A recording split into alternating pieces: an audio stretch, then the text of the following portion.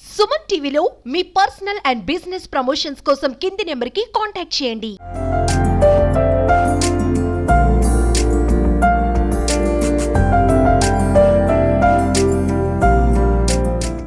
నా పేరు మధ్య లక్ష్మణరావు.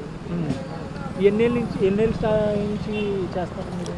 బిజినెస్ అయితే నేను 12 సంవత్సరాల నుంచి చేస్తున్నానండి. చెప్పండి.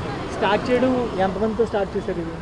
స్టార్ట్ చేయడం అంటే నేను కాంప్లెక్స్ ఆపోజిట్లో నాగరాజు గారి హోటల్ అని దాంట్లో వర్క్ చేసేవాడిని అండి. అంటే చిన్నప్పటి నుంచి, అంటే మ్యాక్సిమము ఒక 22 సంవత్సరాలు అక్కడ చేశానండి వాండర్ గారి దగ్గర. అక్కడ చేస్తూ ఇంకెన్ని రోజులు ఉంటామని చెప్పేసి బయటకు వచ్చి నా సొంతంగా స్టార్ట్ చేశాను. స్టార్ట్ చేసినప్పుడు ఎంతమందితో స్టార్ట్ చేసాను అంటే మా వైఫ్ నేను ఇద్దరు. ఇప్పుడు మీ కింద ఎంతమంది పనిచేస్తారు? నా కింద అయితే ఒక 7 ఉంటారండి మొత్తం. నాతో పాటు 8 మంది అండి వర్క్ చేసేది. అంటే వాళ్ళకి శాలరీస్ వగేరా ఎంత అవుతూ ఉంటుంది మనకి? శాలరీస్ అంటే అందులో శాలరీస్ ఏముందంటే అందులోని మాకు దగ్గర వాళ్ళు ఉన్నారు, అంటే బావ మధ్య అన్న టైప్లో ఉన్నారు కానీ శాలరీస్ అయితే ఆపడం ఉండదు.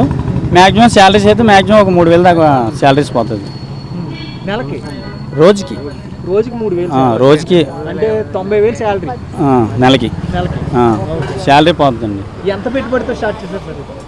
నేనైతేనా ప్రజెంట్ ఒక 800 పెట్టుబడితో స్టార్ట్ చేశానండి 12 సంవత్సరాల కిందట. మనం రోజుకి ఇప్పుడైతే ఎంత పెట్టుబడి పెట్టాల్సి వస్తుంది?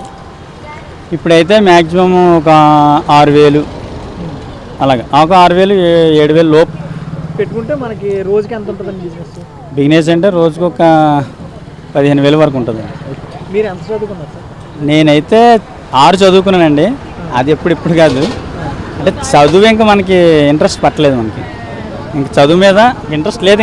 అంటే ఇంట్రెస్ట్ అంటే అప్పులో మాకు చదువుకునే స్థామత లేదు, తక్కువ. అంటే చదువుకోవాలనుకున్నాం కానీ చదువుకునే స్థామత లేదు. చాలామంది యువత ఏం చేయాలో తెలియక దారి తప్పి తిరుగుతున్న ఈ టైంలో మీరు ఆ యువతకి ఏమో చెప్తారు? కష్టపడి చేస్తే ఏది జరగదంటూ ఉండదు, ఏదైనా చేయగలం. అంటే చదువు అంటే ఏముంది, చదువు అంటే వాళ్ళ మైండ్ నుంచి రావాలి.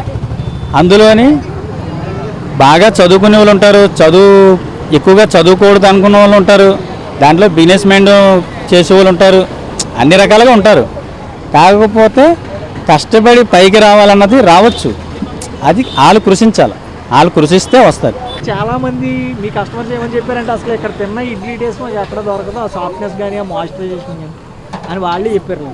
మేము తయారు చేసే ఇడ్లీ అయితే అన్నీ మనం వాడేది ప్రతిదీ కూడా క్వాలిటీనండి.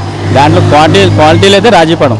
ఇప్పుడు కస్టమర్కి మనం అందంగా నీట్గా ఇస్తేనే కదండి, వాళ్ళకి నీట్గా ఇస్తేనే కదా కస్టమర్లు అని వస్తారు.